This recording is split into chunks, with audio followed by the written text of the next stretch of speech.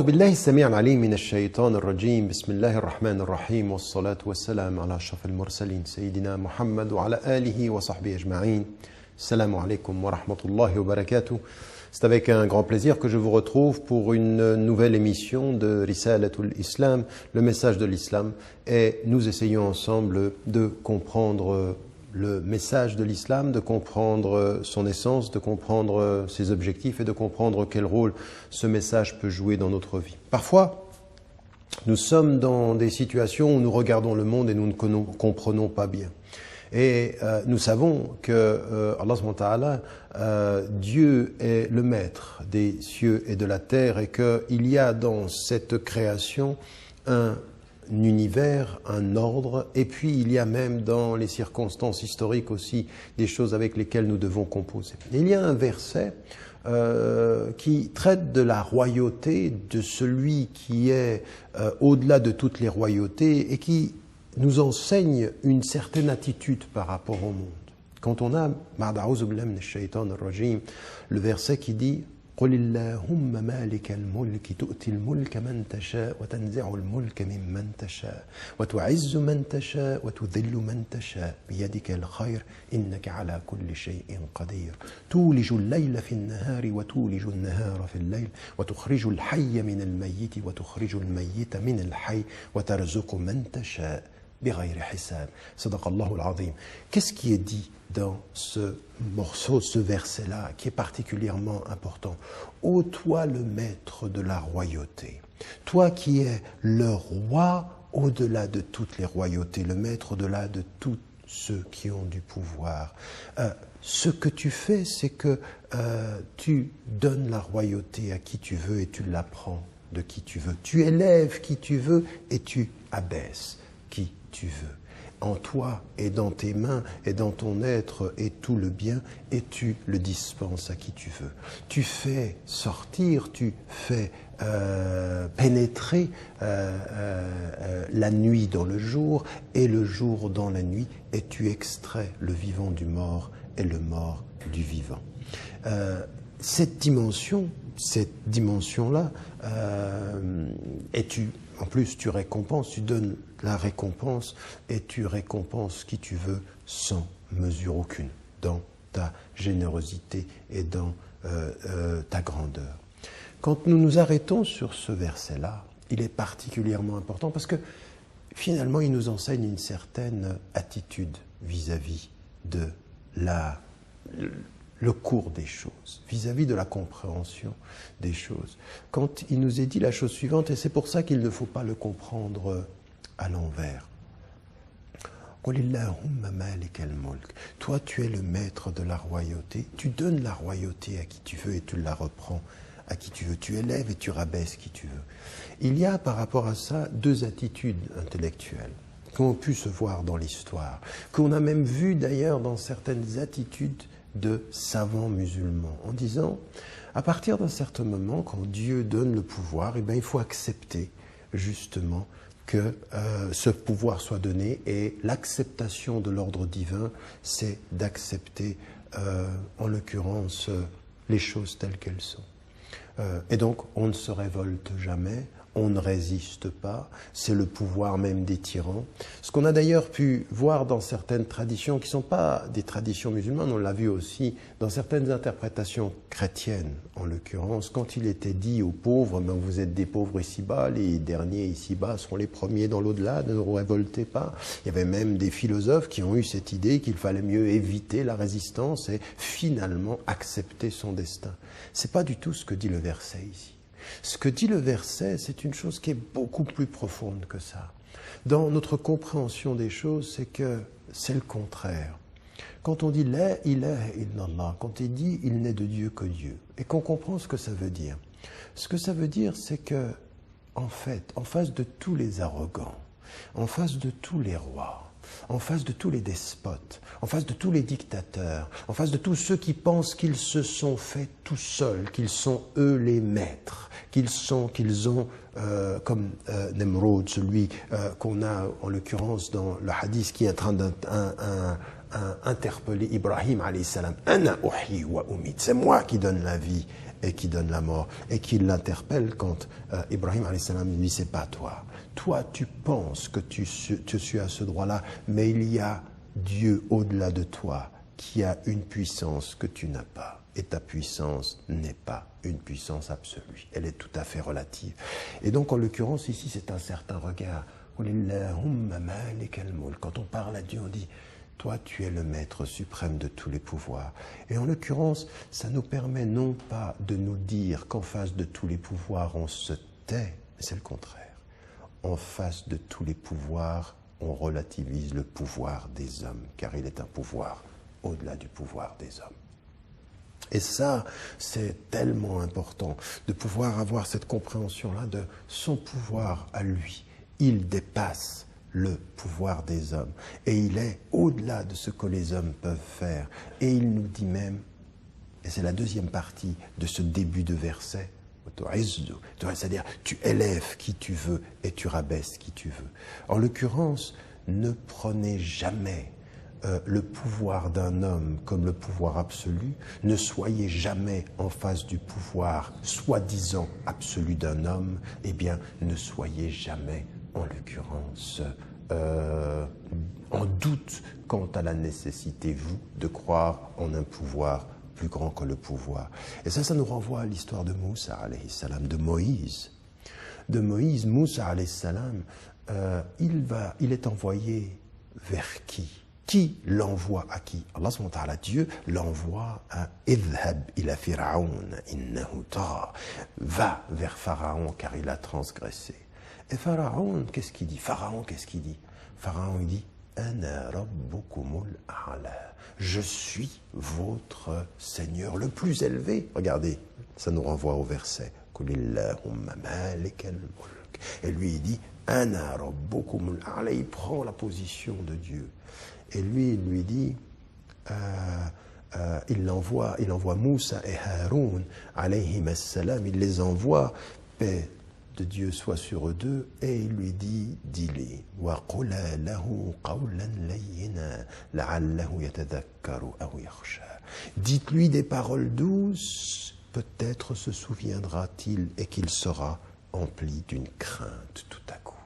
Peut-être que en lui disant, vous deux, qu'il y a un Dieu au-delà de sa prétention à la divinité, peut-être se souviendra-t-il. Rappeler à son cœur les déviances de son intelligence. La'allahu yatadhakkaru, avec sa tête, wa yakhsha, avec son cœur. Ici, il y a une dimension qui est très très profonde, qui dit, attention, ne comprenez pas le verset comme le verset « on ne fait rien en face des pouvoirs établis ». Non. On relativise le pouvoir des établis.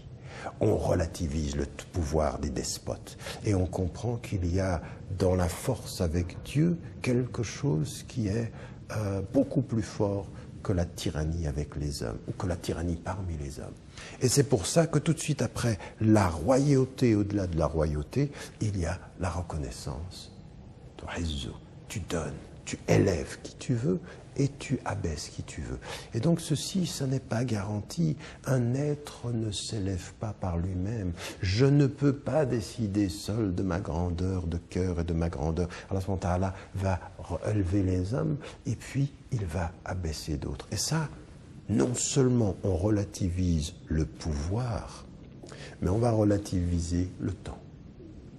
Et que les despotes d'un jour sont les perdants, toujours. Sur le temps long. Ils sont despotes pendant quelque temps. Yawmun aw ba'da yawm. Un jour ou quelque temps. Quelque temps, ça passe vite, la vie passe vite, leur vie passe vite. Et donc ça passera. Donc la relativité du pouvoir à l'instant et la relativité du pouvoir dans le temps, ça va passer. Ils ne resteront pas. Et ça, c'est cette dimension qu'il faut, à partir de là, comprendre qu'Allah subhanahu wa ta'ala, il nous dit, tu élèves et tu vas faire disparaître. Et Allah subhanahu wa ta'ala, il nous dit, وَتِلْكَ الْأَيَّامُ نُدَاوِلُهَا بَيْنَ النَّاسِ وَلِيَعْلَمَ اللَّهُ الَّذِينَ آمَنُوا وَيَتَّخِذَ مِنْكُمْ شُهَدَاءَ. Regardez ce qu'il dit. Et ces jours, on les fait se succéder entre les gens. Ça n'est jamais la même chose. C'est un jour oui, un jour non. Et les choses changent. Nudawiluha bayna an-nas. On les fait changer. Et pourquoi? Liya'lam Allahu alladhina amanu. Pour que Dieu sache qui d'entre vous a cru. Qui d'entre vous a la foi. Et ensuite il ajoute c'était en l'occurrence ici quand les croyants se disaient mais on est blessé, on a des blessures, c'est-à-dire le début du verset c'est si vous êtes touché par une blessure, l'autre population, les autres ont été aussi touchés, et c'est dans la succession comme ceci, et il est dit Wallahu la yuhibbul zalimin. Dieu n'aime pas les injustes. Ça veut dire quoi? Ça veut dire votre cause pour la justice, votre cause pour le bien-être est une cause juste. Et il faut que vous compreniez que les choses vont passer. La relativité du pouvoir, soi-disant absolu d'un homme, parce qu'il y a un pouvoir au-delà de son pouvoir, ça c'est dans le moment et dans le temps. La relativité, parce que des gens vont être élevés, des gens vont être rabaissés. Et là, la compréhension, la confiance. Biyadikal khayr. En toi est le bien, c'est toi le porteur du bien. Et qu'est-ce qu'il nous dit? Liyattakhidha minkum shuhada, c'est-à-dire des témoins. Alors là, dans le verset, ce qui a été compris par les savants, c'est des gens qui vont se sacrifier leur vie dans la résistance. Donc vous voyez bien, on est bien dans la résistance ici, dans la résistance qui relativise le pouvoir des puissants, qui relativise le temps de leur puissance et qui sait que les choses passeront, qu'au-delà du temps, il y a une justice. Au-delà de l'injustice dans le temps présent, il y a une justice qui est au-delà de leur justice. Et ici, il y a une dimension qu'il faut que l'on retienne, que Dieu n'aime pas les injustes, donc il y a une dimension de la justice qui viendra dans le temps long et que nous avons à résister. Mais là aussi, c'est le témoignage. Alors, c'est le témoignage dans le sacrifice de sa vie, mais c'est le témoignage dans la parole de justice, la parole de ce qui est juste. Litakunu shuhada ala nas, il nous est dit dans un autre verset, pour que vous soyez des témoins devant les gens. Il va prendre pour vous des témoins dans leur sacrifice, mais également des témoins dans la compréhension fondamentale de ce que c'est que cette terre, de ce que cette histoire, que ce que c'est que notre relation au pouvoir. Comprendre que dans la main du Très-Haut est le bien et que ceux qui sont aujourd'hui au pouvoir dans le mal, leurs jours sont comptés. Ils passeront, mais avec notre résistance, avec nous comme témoins, avec nous comme résistants, avec nous comme les porteurs de la parole du bien. Ça, c'est une de nos responsabilités. Nous y revenons, Inch'Allah, après la pause et on continue cette réflexion sur le pouvoir et notre responsabilité. Salamu alaikum wa rahmatullahi wa barakatuh. Salamu alaikum wa rahmatullahi wa barakatuh. Nous poursuivons notre réflexion autour de ce verset sur le maître de la royauté et de ce que ça veut dire et de ce que ça implique. Quand on revient au début du verset, que je rappelle, et surtout cette fin qui est importante, قل اللهم مالك الملك تؤتي الملك من تشاء وتنزع الملك ممن تشاء وتعز من تشاء وتذل من تشاء بيدك الخير وأنت على كل شيء قدير. La fin de ce verset, c'est en toi, en tes mains, en ta possession, en ton être est le bien. Et donc nous te faisons confiance. Notre confiance humaine, c'est ça la force. C'est ça la force de Moussa alayhi salam quand il est en face de Pharaon avec son frère et qu'il lui impose et qu'il va les oppresser. Il dit notre force n'est pas que nous avons un pouvoir au-delà de ton pouvoir, c'est que le pouvoir de celui qui a le bien est plus fort que toi dans le pouvoir du mal, dans le pouvoir de l'oppression et de la dictature. Nous faisons confiance en son pouvoir. Et notre force, c'est la sérénité en son pouvoir, la confiance en son pouvoir, et non pas forcément dans le calcul de nos armes, non pas dans le calcul de notre résistance. Nous n'avons peut-être pas beaucoup de moyens, mais nous avons une foi et une confiance en son pouvoir au-delà de nos moyens. Cette attitude-là, elle est tellement importante pour les femmes et les hommes qui portent la foi, c'est d'avoir ceci, biyadikal khayr, dans tes mains, dans ton être, en ton essence, c'est le bien. Et tu peux tout. Tu as le pouvoir de tout. Et tout à coup, le verset va nous ramener une autre perspective. Il ne parle plus des hommes dans l'ordre de leur pouvoir, mais le pouvoir de la nature.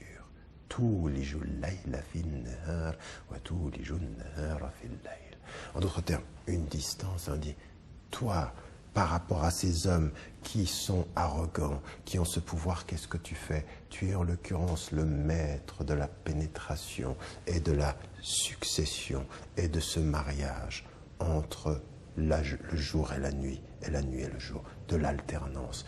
Et autant tu es le maître de l'alternance des jours et des nuits contre lesquels aucun homme ne peut rien, parce que c'est ton pouvoir, eh bien, personne ne peut rien contre la succession des nuits et des jours, et personne ne peut rien contre ta volonté qui sera de défaire les injustes, parce que ce qui est dit, Wallahu la yuhibbu zalimin, Dieu n'aime pas les injustes.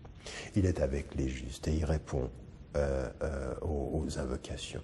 C'est tellement vrai que dans l'invocation de ceux qui sont injustement traités, il n'y a pas de voile, il n'y a rien qui en... Il y a l'invocation de celui qui est injustement traité directement. Il n'y a pas de voile entre la dua et le mazloum, c'est-à-dire l'invocation de l'injuste, de celui qui est injustement traité.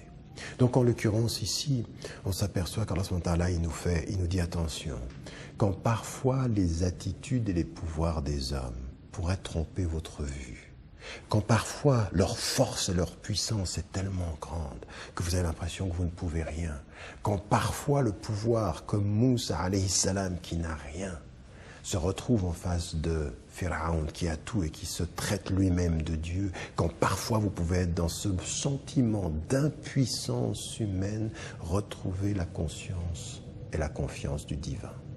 Et la confiance du divin, elle est à un moment donné de se reculer et de regarder les hommes au-delà des hommes, de regarder les hommes dans l'espace où vivent les hommes et de se dire, mais cette succession des nuits et des jours et des jours et des nuits.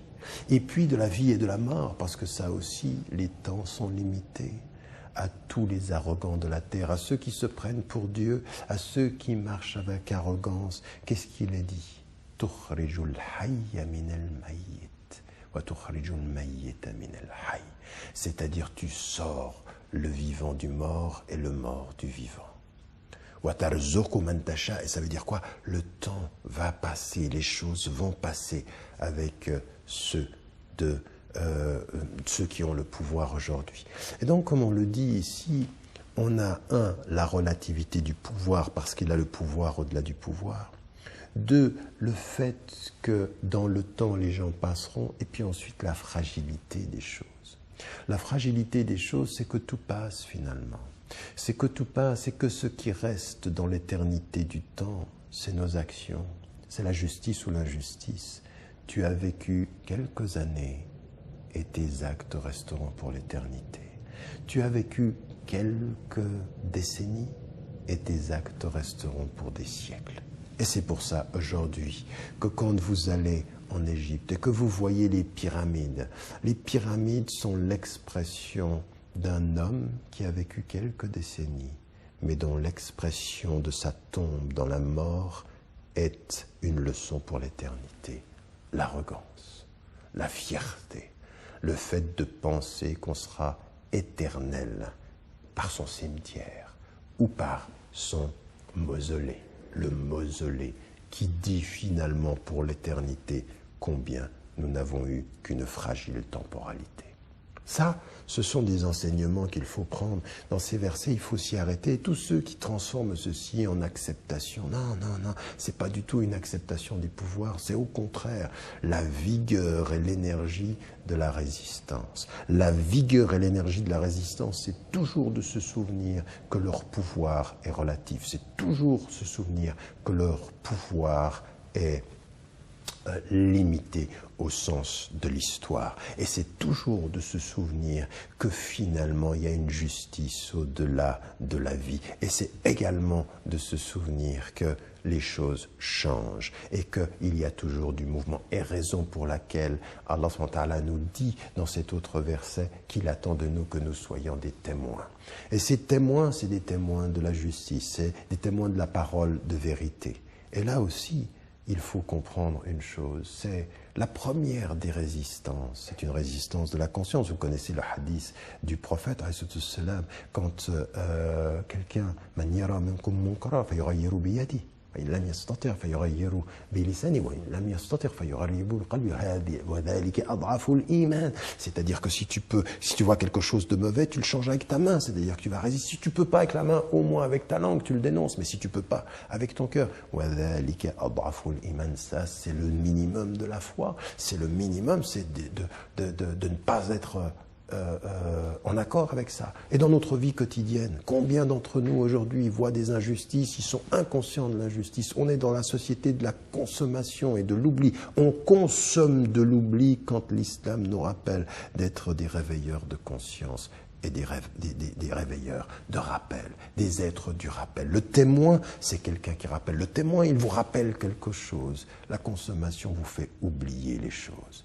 Il rappelle le sens. Quand la consommation vous fait perdre le sens, vous fait perdre, on consomme pour consommer. C'est-à-dire que la consommation qui était faite pour vivre, finalement devient l'objet même de la vie. Je vis pour consommer.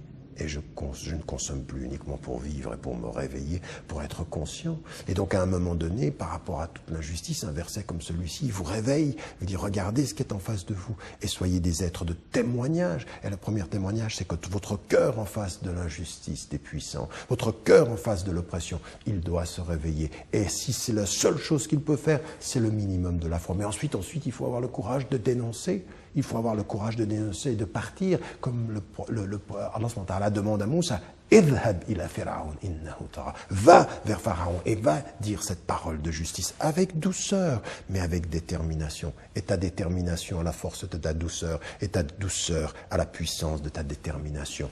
Bi-iznillah, avec sa permission, avec la permission d'Allah subhanahu wa ta'ala. Ça, ce sont des choses qui sont importantes dans la dénonciation. Et il y a des moments donnés, effectivement, où face à l'oppression, il faut savoir résister. Mais il y a des étapes.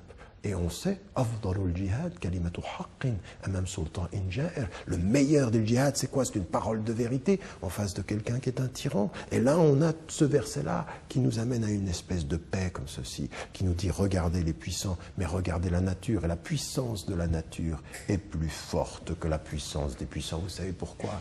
Parce que les puissants périront par la puissance de la nature, et que cette puissance de la nature est l'expression de la puissance du Créateur de la nature. Tout ceci est un ordre et ça nous demande un réveil du cœur pour résister, un réveil de la conscience pour pouvoir parler et un réveil de l'intelligence pour savoir résister, pour comprendre que les choses sont ainsi faites, mais pas dans la violence. Pas dans l'excitation, avec beaucoup de détermination, beaucoup de calme.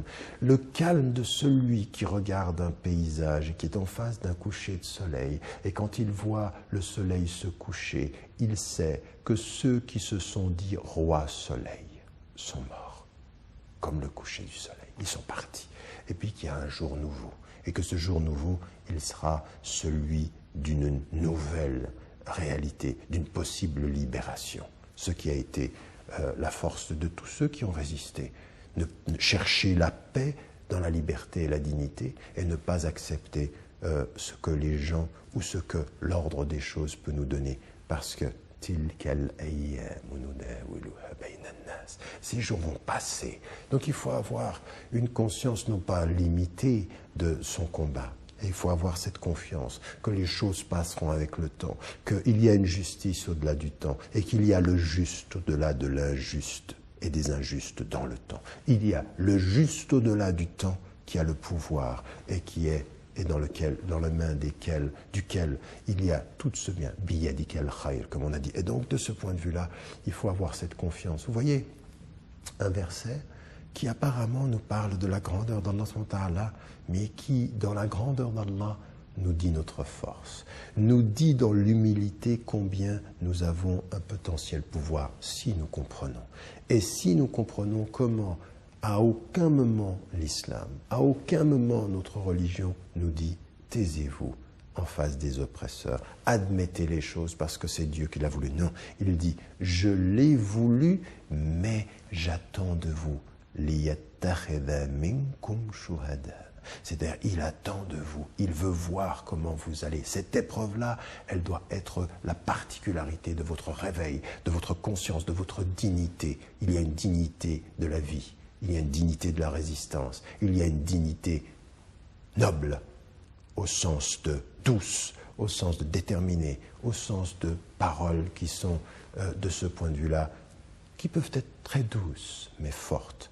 Et voilà ce que nous dit ce verset-là, qui nous rappelle à nos responsabilités humaines, qui nous rappelle à notre dignité, qui nous rappelle que les choses sont relatives et que Allah subhanahu wa ta'ala, c'est vrai, il élève qui il veut et qu'il abaisse qui il veut. Et que nous lui demandons, nous, dans notre fort intérieur, élève-moi par la lumière de ma foi et rabaisse tous ceux qui sont dans l'injustice de leurs actions.